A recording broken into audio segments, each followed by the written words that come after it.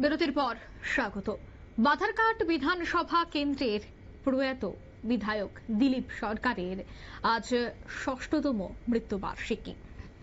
এই ৬ষ্ঠ মৃত্যুবার্ষিকী পালন করা হয় দিলীপ সরকারের বাসভবনে। চারিপাড়া দিলীপ সরকারের বাসভবনে এই দিনটিকে সামনে রেখে আয়োজন করা হয় রক্তদান শিবির এবং দরিদ্র নারায়ণ সেবা। এদিন অগণিত গুণমুগ্ধ এবং ওনার প্রতিকৃতিতে পুষ্পস্তবক অর্পণ করে বিভিন্ন বিষয় নিয়ে আলোচনা করেন উপস্থিত অতিথিরা। বিশিষ্টজনের মধ্যে উপস্থিত ছিলেন বাধারঘাট এলাকার বিধায়িকা তথা দিলীপ সরকারের কনিষ্ঠ ভগিনী মীনা রানী সরকার।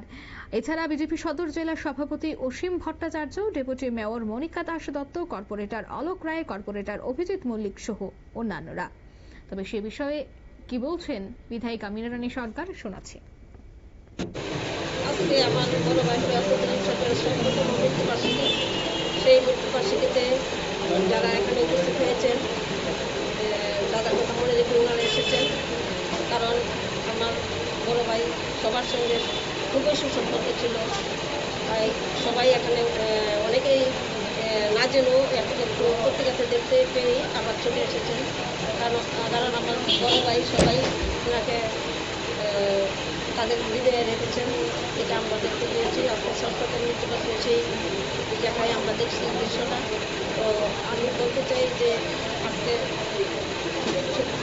আমার খুবই দুঃখ লাগছে, কারণ কীভাবে আমি বলবো, সবাই এখানে যারা যারা বলেছেন সবাই সুন্দরভাবে বলেছেন, কিন্তু আমি বলতে চাই যে এইভাবে যাতে আমার আমৃত্যু পর্যন্ত আমি সেটা দেখে যেতে পারি, এইটুকু অনুরোধ।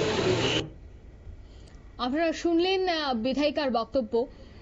প্রয়াত প্রাক্তন মন্ত্রী দিলীপ সরকারের ৬ষ্ঠ মৃত্যুবার্ষিকী আজ পালন করা হয়েছে। রক্তদান শিবির সহ বিভিন্ন সামাজিক কর্মসূচির মধ্য দিয়েই এই দিনটি পালন করা হলো।